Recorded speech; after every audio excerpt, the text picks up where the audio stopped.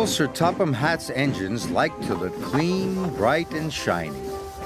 They loved being washed down and having their brass polished until it gleams. James was in the workshop being repainted. He was beside himself with joy. James thought being repainted meant he was special. The workmen painted and polished for hour upon hour. Then, with new paint shining, brass twinkling, and blacking black, James returned to Tidmouth Sheds. Look, aren't I a beautiful red? He asked the others. No wonder Sir Topham Hatt thinks I'm special. But Percy was worried. He wasn't being repainted, and he wasn't red. Does this mean Sir Topham Hatt doesn't think I'm special? He asked. Looking splendid is not the same as being really useful, said Thomas firmly. But best of all is being really useful and looking splendid, like me, said James cheerfully. Before Thomas could say anything else, James closed his eyes and fell happily asleep. The next morning, all the engines were very busy. Percy was working at the coal plant. Thomas and Emily were taking passengers up and down the branch lines. Gordon was pulling the express.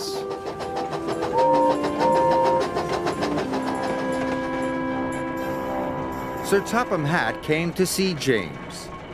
He told him to join Percy at the coal plant at once. The coal cars must reach Brendam docks before the boat sails, so no dilly-dallying, he said. Yes, sir, said James, and he set off at once.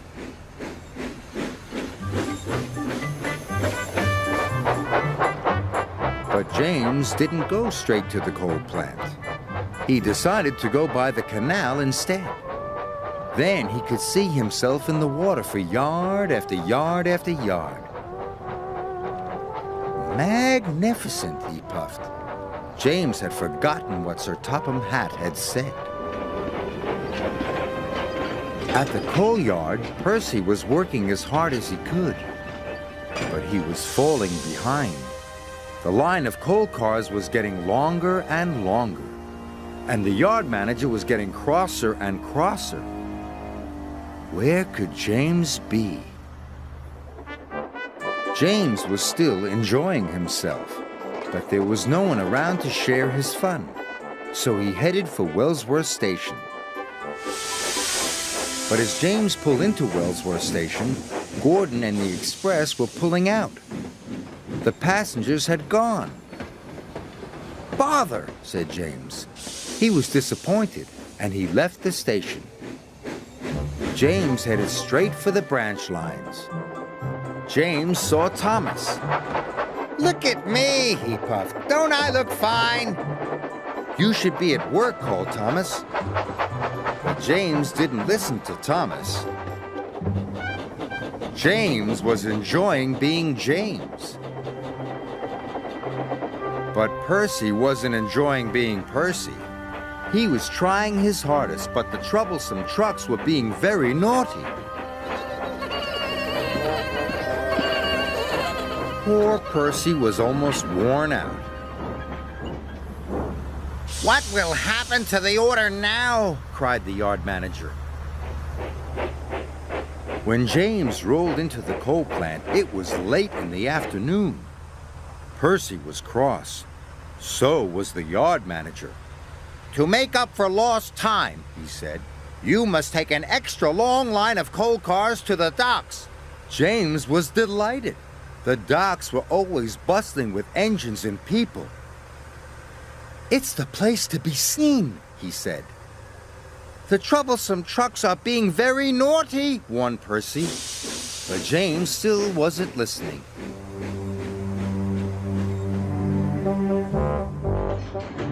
James puffed along, looking forward to being seen. But the troublesome trucks were naughtier than ever. They rocked and rolled and crashed and bashed. James's face was soon covered in soot. Going downhill, the troublesome trucks wiggled and giggled. James had to put his brakes on with a jolt. Coal tumbled out of the troublesome trucks, landing on James. James was cross and biffed the troublesome trucks as hard as he could. More coal flew out. Now James didn't want to be seen. He was as dirty as he had ever been. But on his way to the docks, he kept passing his friends. He passed Emily and Edward and Thomas. Thomas thought the only red thing left on James was his face.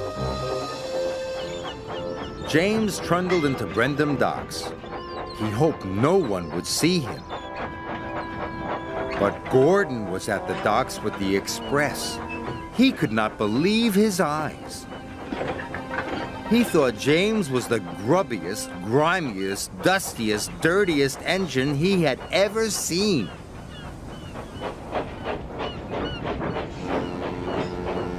Percy arrived safely with the last of the coal cars. "I like your new coat of paint," he puffed cheekily. "You do look splendid." James knew he should have listened. He didn't feel splendid anymore. But for the first time all day, James could hear clearly. He could hear the sound of the troublesome trucks giggling at him. And despite feeling foolish, even James had to smile.